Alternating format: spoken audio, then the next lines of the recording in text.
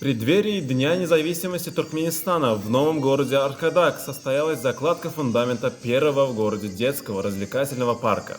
В новых парковых зонах были развернуты выставки рисунков детских школ искусств. Гости с интересом наблюдали за работой учеников художественных школ, изображающих новый город Аркадак. Также было организовано шоу персонажей из мультфильмов.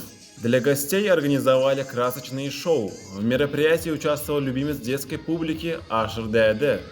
Также было показано эстрадно-цирковое шоу при участии фокусников, жонглеров и веселых клоунов, которые дарили детям и гостям массу положительных эмоций. Строительство нового парка позволит создать самые благоприятные условия для комфортного отдыха людей разных возрастов и интересов. Детей и взрослых, спортсменов и любителей танцев и музыки, поклонников активного отдыха и сторонников спокойного, семейного релакса. Каждый сможет найти здесь занятия по душе. Здесь предусмотрено все для приятного отдыха и культурного семейного досуга. Для юных посетителей в новом парке будут аттракционы и детские игровые площадки.